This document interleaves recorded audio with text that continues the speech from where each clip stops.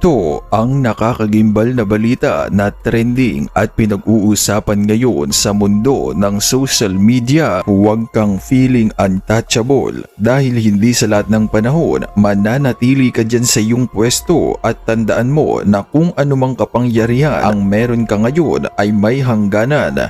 Ito nga ang matinding sigaw ng marami sa ating mga kababayan matapos na tila basagin na ang kanyang katahimikan at tila bumaligtad na si Senate Temporary Ping Lacson matapos nitong sampalin ng katotohanan at kahihiyan ang liderato ng Senado na si Senate President Tito Soto matapos anya itong maliitin ang kakayahan ng kapwa nito senador lalong-lalo na ang mga miyembro ng mga minority bloc. Gaano kaya ito katotoo? Ating alamin. Pero bago tayo magpatuloy, kung bago ka pa lang sa aking channel ay huwag mo nang kalimutang mag-like, comment at mag-subscribe para lagi kang updated sa mga susunod nating video.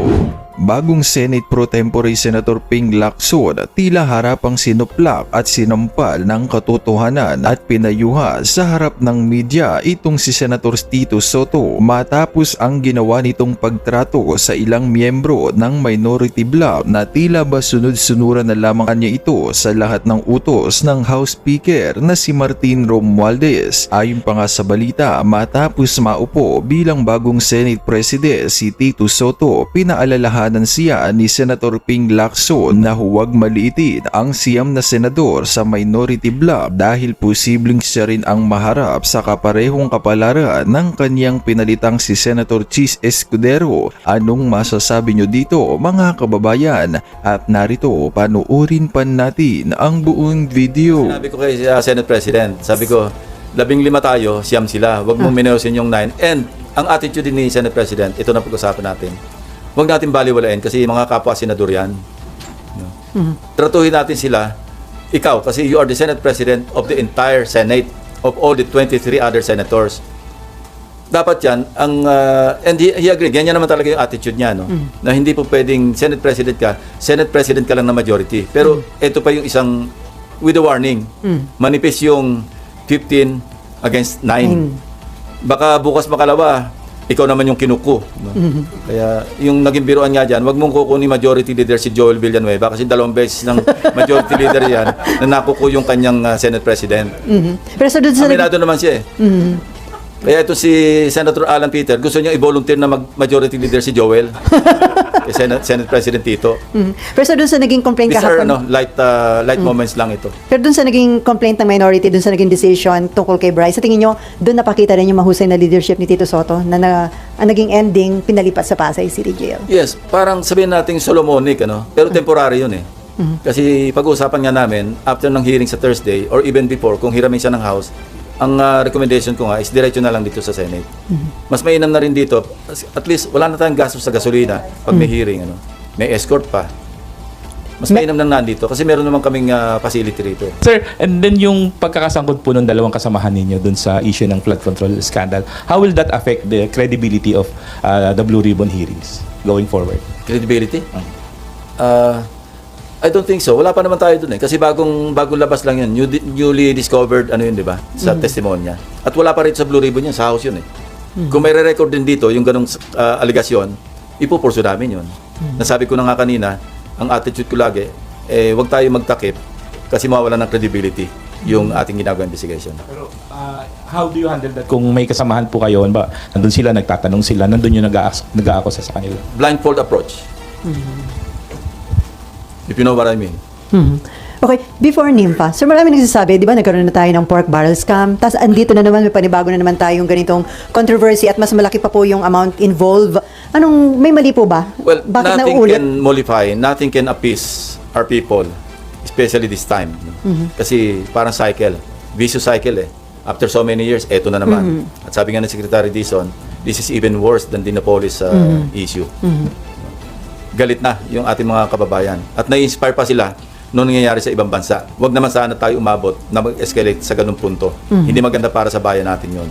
So dapat gawin ng pamahalaan ng gobyerno ang lahat na magagawa para talagang walang cover-up, parang lahat kung saan tayo makarating, logical conclusion. And I believe in the in the sincerity political will ng presidente, no? Unless proven otherwise. Kasi sa nakikita ko, sa naririnig ko, especially from Secretary Dizon and other government officials who are in the know, yung mga malalapit sa Pangulo, maski kay Senate President Tito Soto, na gusto talaga niya raw walang katapusan. Yun ang binitiwan niyang term. Galit na rin, maski sinong tamaan. Yan din ang kanyang attitude. And I'm happy na sana hindi magbago yung ganong, masustain yung ganong determinasyon, yung ganong sinseridad. Otherwise, wala nang maniniwala sa pamahalaan. Yun ang nakakatakot. Okay, Nympha, and then Amor, and then Ian, and then back to RG. Sir, si Yusek Cabral, will you pursue Papatawag. yung naging... Ko-confront ko siya doon sa kanyang Viber message. Kasi maliwanag, even kay Secretary Dizon, kasi ang una kong pinagpadalahan nung screenshot na yon, Secretary Dizon bago ko ilabas sa... Kasi pinagpaalam ko pa kay Senate President yun Pwede bang, with your permission, pwede ko bang gawing slide ito? Sabi niya, totoo naman So, yun. Although hindi directly sa kanya pinadala, sa kanya staff. Now, sabi ko nga, di ba, res ipsa loquitur, sabi ng mga lawyers, the thing speaks for itself. Ayan yung message, kayo na maghusga. Sabi ko nga, mukhang template, mukhang proforma yung body. Marami pinadalan. Parang yun na yun. Nag-iiba lang yung kung sino yung addressee na pinadalan. Sir, kasi dun sa mga pag-uusap nyo ni Secretary Dizon, anong Wala, direction niya ang comment niya lang, loko to Kasi tinanggi sa kanya, sinabi niya nga na harap-harapan, dininay sa kanya, to his face. Magkaharap sila Tapos ang pinadala ko sa kanya, isa lang ang comment niya, loko to, sabi niya. Ewan ko kung nung susunod na aksyon doon sa loko to. wala pang suspension? Ewan ko, ang dami niya naasikaso. Kaya hindi rin natin masisi yung mama na baka may nakakaligtaan. Pero maalala niyan sigurado. And sir, di ba to parang... Remember, pinag-sign niya ng lahat ng courtesy resignation. Ang sabi niya, 100% from undersecretary down. Ang kanyang handicap, hanggang ngayon, wala pang appointment yung mga bitbit niya doon. And I know na yung may mga dala siya doon na matitino. Kasi yung isa doon, naging tao ko sa PNP. Yung dating OTS, si General Bisnar. I know him na talagang, all the way yan, and I can vouch for his integrity. Unless proven otherwise when he's already in the DPWH. But yung kanyang career, nasundan ko yon hanggang sa mag-general siya, talagang iba yung niya. Para si Mayor Magalong yan. Sir, hindi ba pwedeng parang mag-branch out tong issue na to DBM kasi insertions ng budget yung... Tatanungin ko rin si Secretary Nena kung kasi sila yung nagre-release ng pondo sa ahensya, di ba? Para lang maging formal, maging on record na yung 355 or part of it na-release niya. Kasi part ng I think part ng for issuance of SARO, Ang huli naming tingin, parang part yun ng 142 billion na na-insert ng Senate do sa BICAM. So hindi ito validated for further validation. Initial examination would suggest that na yung 355 billion, part yun ng 142 billion na Senate insertion sa BICAM. Okay. Anyway, before Amor, sir, do you receive the same information na yung the office ni Cabral madalas may mga bisitang politiko? Wala akong ganong information kasi hindi ako nakakadalaw sa office niya. Amor. Hello po, Sen. Dito po. Sorry, ang liit ko. Tumayo ka na kaya? Kaya dapat... Uy, grabe naman, sir. Yan ang mahirap pagka yung maliit nasa likod. Kaya nga, sir, hindi ako nakapag-reserve. Anyway, Sen, to clarify po, ipapatawag po ba sina Secretary Bonoan, even Maglangke and Bernardo sa susunod na hearing? Because although you said na wala silang direct link, ay may possible conflict of interest. Not this Thursday, probably next hearing or hearings. Why, sir? Bakit po? May mga dapat pang... Kasi kung papatawag mo, hindi naman maasikaso, sayang din yung oras ng mga tao Kaya nga, sasalain muna namin, hindi lahat ng top 50 na nabanggit ang Pangulo, laging naandyan Hindi naman lahat ng kailangan sa DBM, kailangan present sila dyan. So, i-calibrate natin para maayos lang yung salansan ng tanungan, pati yung salansan ng mga resource persons. Sir, balikan ko lang po yung yung sinabi niyo po na na-confirm po ninyo yung 355 million pesos na budget insertions. Does that mean kahit papano ay credible yung information na inilabas ni Bryce Hernandez? That would add to the credibility. Kasi exact yung amount. Nung chinek namin, indeed, meron talagang 355 billion na wala sa House version, wala sa NEP. So either sa Senate version or sa BICAM. Yun na insert. Ang next na lang po na ipursue talaga ay sino yung behind sino yung proponent Correct. nun. Yun ang bigger challenge because walang record. Walang record kung sino yung... Kaya nga lagi kong, di ba, doon sa interpellation ko doon sa Senate Concurrent Resolution, kulang yung transparency. Kailangan malaman natin sino ba yung naka-record din, sino yung individual proponents noong mga insertions, noong mga amendments. Nang sa ganon, tukoy natin pagka may nangyaring problema doon sa proyekto, alam natin kung sino nag-insert, lalo na kung ghost. Kung ikaw ang nag-insert dyan, ikaw ang proponent ng amendment, dapat binantayan mo yan. Dahil meron kang shared responsibility para malaman na yung inamend mo, tuloy-tuloy, maayos yung implementation. Although wala kaming participation sa implementation, pero meron As kaming proponent. oversight function, yung Senado, yung Kongreso. Sorry sir, last na po on my end. Sir, kung walang record, ibig sabihin possible for the proponent to just get away with it? Possible. Wala kang record. Kaya nga, moving forward, kailangan maging transparent all the way, every step of the way from the NEP. Yung NEP, taken care of. Kasi sinabi na ni Secretary Pangandama noong DBCC hearing na meron na silang hub, transparency hub, pero hanggang NEP lang. Kaya sinasuggest ko, isagad na natin hanggang sa, kung pwede hanggang implementation, na merong participation at least sa monitoring yung public. Diba? Sabi niya meron yon, and the public can even upload photos. Kung sa tingin nila hindi na updated yung photo na in-upload ng agency na nag-implement, pwede yung public mag-participate kasi open to the public na i-upload nila yung photo para ma-update yung mga status ng mga proyekto. So sa 2026 budget, gagawin niyo sir para clear na kung sino yung proponent. Kaya nga, pinapaapuro ko nga kasi ang timeline nila is 3 years. Ang sabi ko, baka pwedeng isian para sa 2026 or 2027, open na lahat. Wala nang room for ghost projects, wala nang room for substandard kasi nababantay ng public. Ginawa namin yun sa Yolanda eh. Meron kaming yung naggawa kami, ginasusan ito ng UNDP at saka ng I think World Bank, malaki yung gastos, yung empathy, transparency hub, yung why doon Yolanda eh. Ipinamana namin to, iniwanan namin ito sa NEDA at that time. Na kung pwede, kasi ang sakop lang noon, lahat ng projects, mga PAPs sa Yolanda Corridor. Nung binaba namin yung sa NEDA, gamitin nyo ito para buong Pilipinas, lahat ng infrastructure projects, livelihood, mahagip nyo, ito na yung hub, ito na yung lahat ng datos, pwede nyo ipasok dyan. Unfortunately, mukhang hindi na-sustain. Ewan ko kung nasaan na yun ngayon. Sayang yung perang ginastos ng United Nations Development Program and other mga international agencies. JICA yata nag-contribute din doon. Walang gastos ang gobyerno nga ron na-put up namin Hindi naman ginamit, sayang. Okay, Ian and then Raymond. Hindi. Ian ba? Nympha muna. Sir, Pwede ba akong tumakas pwede na ako umuwi? mga 11:20, 11:30. sige, Sila naman sir. 12 o'clock. Sige sir. Sir, Familiar yung pwede na ako umuwi.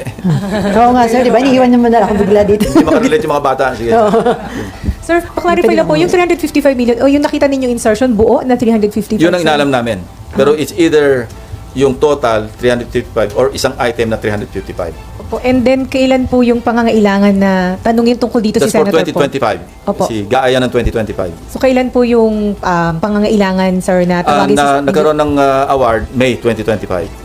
And then, so, kailan po yung pangangailangan na imbitahin si Senator Grace po para tanungin kung sinong nag-insert? Pag-uusapan namin ni Senate President at kung pwede mapakiusapan si Senator Grace po na mag-attend as a resource person, then gagawin namin.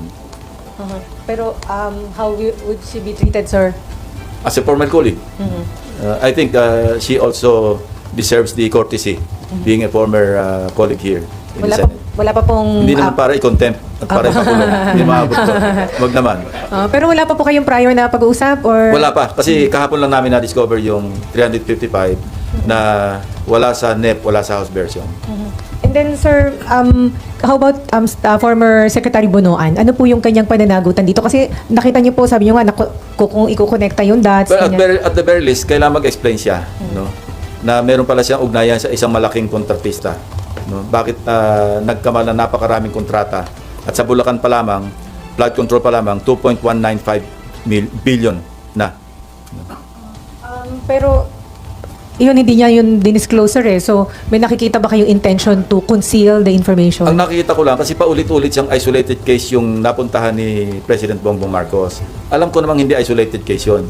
Di ba sabi ko nga, isolated case here, isolated case there, isolated cases everywhere.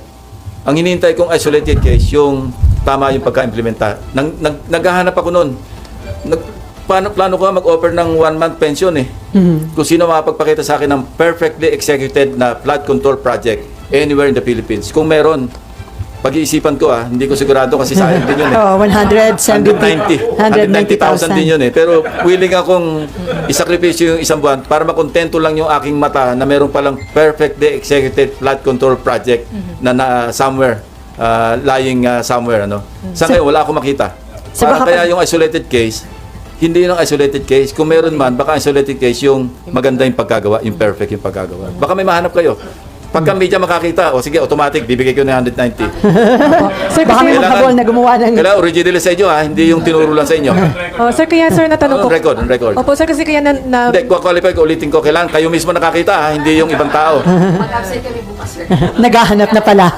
Sir, kasi nung nakaraang hearing, in-excuse lang siya on the reason na nag-resign na siya. Pinaalis Yeah. lang siya, walang tanong sa kanya.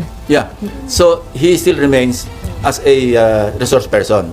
So, parang ino-notify lang siya na kung pwede bumalik siya. Sir, isa na lang ako. Yung pong tinatawag na IAW, Engineering and Administrative Overhead, yung pondo supposedly to monitor the projects, Malaki yung 3.5. 3.5. Kinwestiyon ko na nung araw yan eh. Kasi dati yung 0.5 lang yan eh. Opo, sir, pwede bang isa din ito sa source ng corruption na bulsa din nila to? Mahirap ang akusa, pero bakit ang laki? Kasi pag tiningnan mong yung budget ng public works, saksakan ng dami, 1 billion, kwentahin mo yung 3.5%. Kung monitoring lang, bakit pagkalaki? Especially, so na meron na tayong existing na platform, di ba? Oo, may geotagging. Yun na yung pag-monitor. Tapos hindi rin nila na-monitor. Saan napunta yung 3.5? Kung yung ghost project sa First District Engineering Office pa lamang, nalusutan sila. Nag-release sila ng cheque. So, inutil din yung monitoring ng central office. Di ba? Kasi may monitoring na sarili yung mga district engineering offices. Meron silang inspection team eh. Pero kung kakutsaba yung inspection team, kasi sindikato na nga eh. Alcantara, Bryce Hernandez, Dumasig, Mendoza, Eldrick San Diego, isang team eh. Nakuha namin lahat yung records nila eh. Sa Bulacan eh. Official record na kung saan nagbayad kayo, ang clearing instruments, bakit alam natin peke? Ba't yung binayaran? Okay, Ian? Ayun. Hello, sir. Good morning. Bago ko pumunta doon sa isang tanong, dahil may binanggit na kayo doon sa mga BGC boys. Sir, marami kasi nagsasabi na hindi lang silang 5 ang nakinabang doon sa Bulacan First. Ang sinasabi nga mula sa taas hanggang sa pinakamababang empleyado. Ano pong nalaman nyo tungkol doon sa iba pang mga nakinabang and kasama rin po ba sila sa sinabi nyo kay Sec Vince na kasuhan na po? Yes, pero alam nyo, di ba ang pattern, hindi lumalampas sa 150,000? Kasi pag nagbagsak yung funder, yung proponent, nagbagsak siya halimbawa kung ilang bilyon, may usapan na yun eh. Para hindi na lumampas sa threshold ng kayang i-implement ng District Engineering Office, hindi lumalampas ng 150 million. Kasi ang threshold nila 150. Pag lumampas sa 150 hanggang 450, region eh. Kaya... So bihira kayo makakakita ng more than 150, di ba? 77 million, 140 something million, 98 million. Walang lumalampas kasi kontrolado nila pag-implement, pag-monitor, pagbayad. So, ngayon, ito yung day reckoning. Kala nila, lusot sila all the way. Ang malas nila, mukhang may nakialam sa taas na. Nagbagyo ng 3 sunod-sunod, mukhang nagalit na si God eh. Bakit nagkasunod-sunod si Crising, si Dante, si Emong? Tapos may habagat pa. Para may divine intervention, para mabulgar lahat. Otherwise, tuloy-tuloy sila sa casino. Correct. Yung pera natin binabayad sa tax, kinakasino, pinambibili ng mga Patek Philippe, kung ano nung relo, at kung ano nung kotse. You can just imagine kung nagpatuloy ito, para tayo mga gago. Pero, Senping, yung mga lower than kina Bryce, yung mga iba pang mga tauhan Hindi, yun na nga yung team niya eh. Yun ang lower eh. Si Dumasig, I think, one of them, project engineer. Merong si Eldrick San Diego, siya yata yung lab tech, no? Parang siguro, taga-check. Hindi lab na LOBE LAB. Nag-isip eh, Yata nag-isip. Yun yata. Pero, I mean, sir, yung mas mababa pa daw. Meron pa daw. Naabot ba ng mga tropa natin? Yung 5 yon ang lumabas sa, yung sila may mga aliases eh, sa casino. Tapos sila yung mga signatories eh. So, we go by where the evidence brings us eh, di ba? Kasi kung hindi naman hagip ng ebidensya, pangit naman na sabihin natin kasama sila. So, kailangan kasama sila sa resibo. Okay, Raymond? Last na lang sa akin. Sir, ang lumalabas kasi sa mga nauna ng report, 142 billion ang insertion ng Senate. So, do you Baikam pa lang yon. Oo, pero do you think hindi lang dalawang senador ang pinag-uusapan natin dito? And I don't know. paano kung mas maraming senador pa nga ang I lumabas? don't know, mawala kami ng quorum. Hindi sir, pero seriously talagang... No, seriously. Baka mawala ng quorum kasi kung kasuhan sila halimbawa Sandigan Bayan at plunder o kaya malversation o masama sila doon sa non-bailable na kaso, Makukulong. hindi ko sinasabing aabot sa walang quorum. Pero kung, ang sabi ko nga, pag nag-imbestiga tayo, dapat naka-blindfold tayo, hindi pwede yung, di ba, nakapit yung isang mata para hindi mo makita yung kaliwang side sa kabilang aisle. Dapat hindi ganun. No? I think our colleagues understand that, no? Where I'm coming from. Kasi ba't pa tayo magsasagawa ng investigation kung mamimili lang tayo? Parang hindi naman fair do sa pinili natin, di ba? na maraming senador yon kasi sabi nyo nga 355. I won't get there, no. Ikaw lang nagsabi, kaya sabi ko lang in answer to your question, kung ganun tayo dadalhin doon tayo dadalhin ng ebidensya, wala tayong magagawa, di ba?